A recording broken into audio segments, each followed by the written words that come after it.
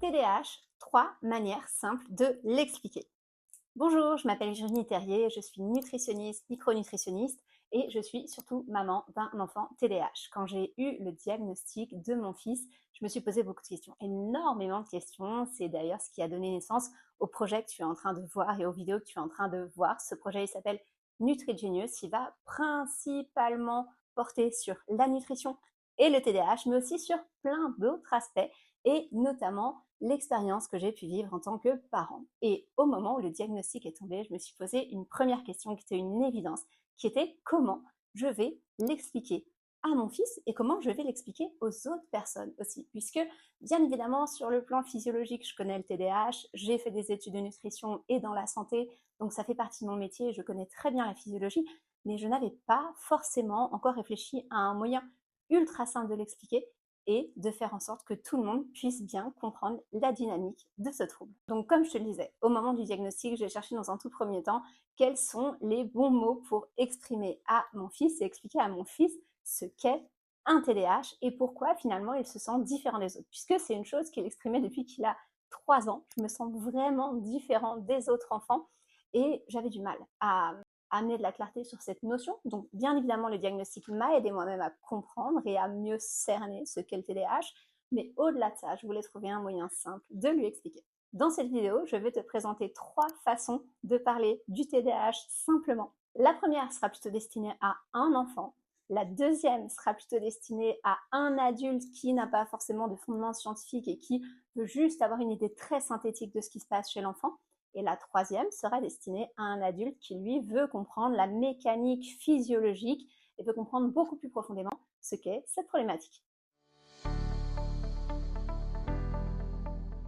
Tout d'abord, par rapport à un enfant, bien évidemment, il faut utiliser des mots simples, il faut utiliser des mots qu'il connaît, des situations qu'il connaît. Donc là-dessus, j'ai beaucoup réfléchi et je me suis dit, tiens, finalement, le TDAH, je vais pouvoir l'expliquer de cette manière. Je vais pouvoir lui dire, écoute, en fait, le TDAH, c'est comme si dans ton cerveau, c'était une télé avec énormément de chaînes allumées.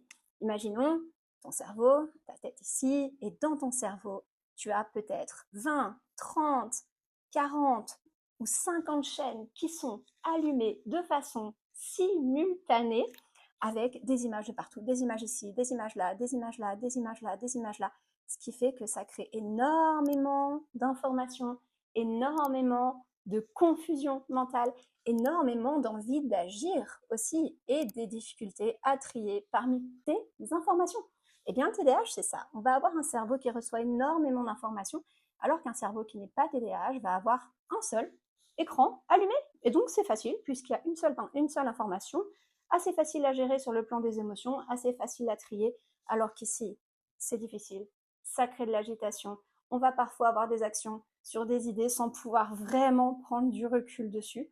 Et donc, ce qui se passe, c'est simplement d'apprendre à manier la télécommande pour faire en sorte de choisir une chaîne, mais surtout de ne plus avoir toute cette quantité d'informations qui interagissent ensemble.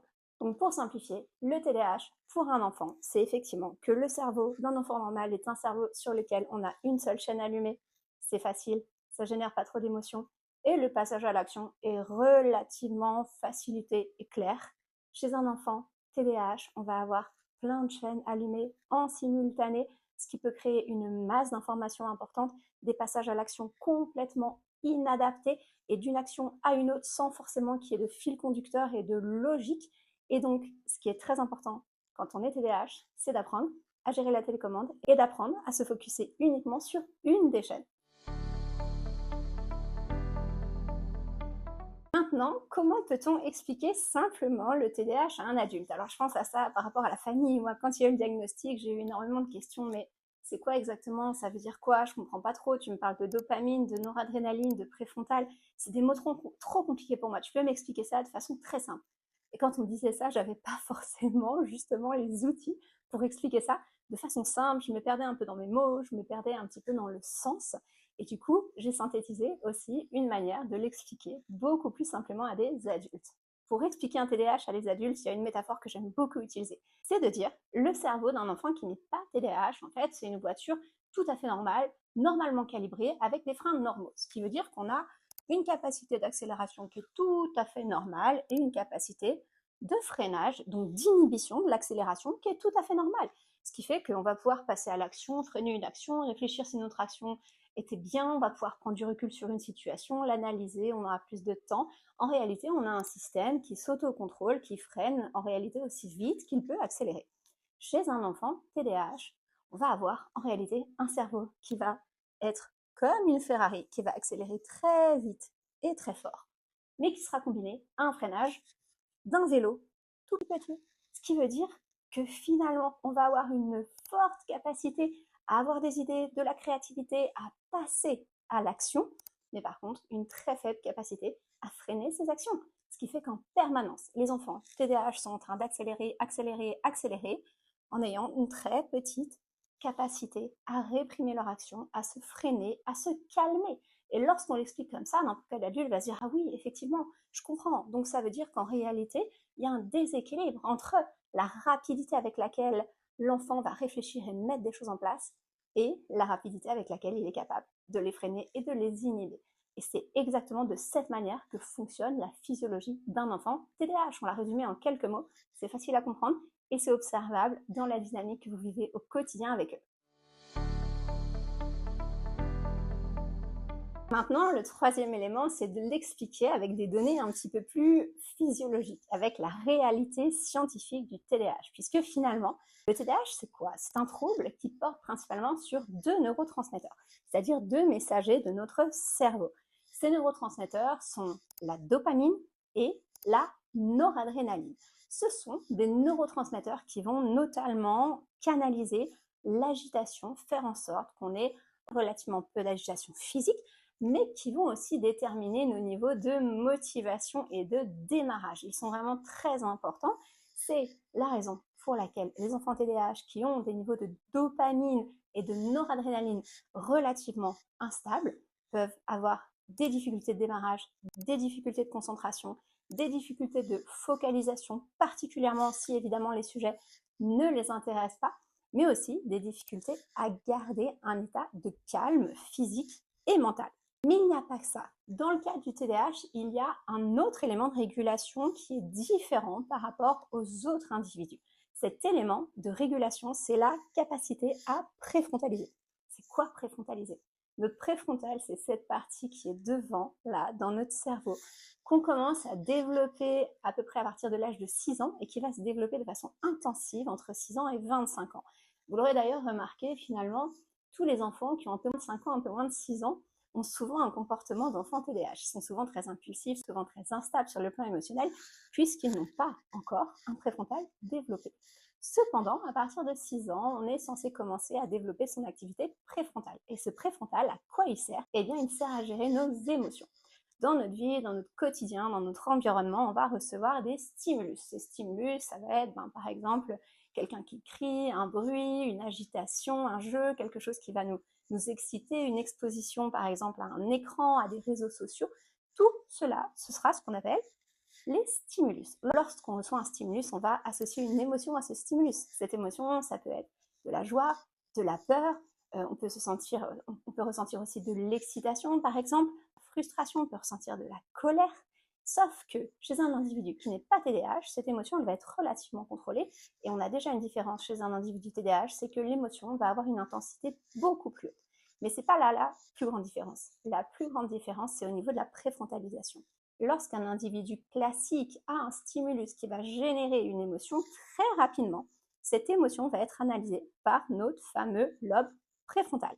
Elle va passer ici, notre cerveau analytique va analyser l'émotion et va prendre les mesures nécessaires pour avoir le comportement adapté. C'est-à-dire que par exemple, si l'émotion est la peur, notre cerveau analytique va l'analyser, va se dire ok, en réalité, c'est quoi le problème? C'est un chien qui a aboyé, j'ai déjà vu des chiens, est-ce que les chiens c'est dangereux? Va faire tout un circuit pour nous rassurer et calmer l'émotion qu'on a ressentie et la remettre en fait dans quelque chose de beaucoup plus juste. Seulement, ce passage en préfrontal chez un enfant TDAH est beaucoup plus lent. C'est-à-dire qu'il y a une latence beaucoup plus grande entre le moment où l'enfant va recevoir le stimulus, l'émotion associée qui sera beaucoup plus intense, et la latence entre le moment où il reçoit l'émotion et le moment où cette émotion va passer au niveau préfrontal va être plus grande. Ce qui fait que pendant cette zone, l'enfant va avoir un déséquilibrage de son système nerveux et c'est là qu'on va parfois le voir exploser, s'agiter, vivre des émotions avec une intensité qui est complètement décorrélée finalement de l'action qui s'est produite. Et c'est typiquement ça, le TDAH. C'est vraiment l'incapacité à faire passer très vite une émotion sur le plan analytique. Bien évidemment, il y a beaucoup d'exercices, beaucoup d'éléments, beaucoup de choses dans le cadre de la nutrition, du mode de vie qui peuvent aider à cette régulation. Il y a des médications également qui existent pour aider à cette régulation. On abordera tous ces sujets dans les vidéos sur cette chaîne. Un diagnostic de TDAH, c'est parfois très difficile à vivre, ça peut vraiment aussi nous exclure, créer de la solitude, de l'incompréhension de beaucoup d'autres personnes autour. Je l'ai vécu, je sais de quoi je parle et concrètement, j'ai vraiment envie aussi d'aider d'autres parents qui vivent les mêmes choses que moi, qui ont vécu les mêmes étapes que moi. C'est la raison pour laquelle non seulement je vais sur cette chaîne vous partager énormément de sujets que j'ai pu investiguer soit dans mon domaine de spécialité qui est la nutrition, soit dans d'autres domaines et aussi pouvoir interviewer des spécialistes d'autres domaines si je n'ai pas les compétences pour vous transmettre les informations. Également dans la description de cette vidéo, vous trouverez une ressource incroyable dans laquelle je vous ai listé et expliqué les éléments qui ont été les plus pertinents dans mon cadre, dans mon expérience pour améliorer justement certains symptômes, certains signes du TDAH. Ce sont des éléments évidemment qui portent sur la nutrition, sur le mode de vie, sur le comportement. J'ai super envie de vous les transmettre parce que pour moi, ça a été en tout cas game changer. J'aurais aimé dès le début du diagnostic qu'on me dise ok, il y a des éléments qui sont fondamentaux, il y a peut-être 2, 3, 4, 5, 6 actions à mettre en place qui sont vraiment les actions les plus spécifiques, les plus pertinentes et qui vont aider au quotidien. Donc j'ai trouvé ces éléments, je vous les transmets et j'espère sincèrement que ça va beaucoup vous aider dans la gestion du TDAH de votre enfant et aussi dans votre quotidien. Si tu découvres cette chaîne pour la première fois et que cette vidéo t'a apporté des éléments importants, il est vraiment important de liker, de partager, de commenter. Ça permet à d'autres personnes, d'autres mamans, d'autres parents qui, comme toi, cherchent des solutions, d'en trouver, d'élargir aussi leur champ de perception autour du TDAH. Et surtout, pense à t'abonner à cette chaîne puisqu'ici, je vais te publier du contenu ultra pertinent sur la nutrition, le TDAH, mais aussi mon expérience en tant que parent. Je vais aussi interroger des professionnels de ce trouble, ce qui va aussi te permettre d'élargir tes perceptions et peut-être de trouver des solutions que tu n'avais pas envisagées auparavant.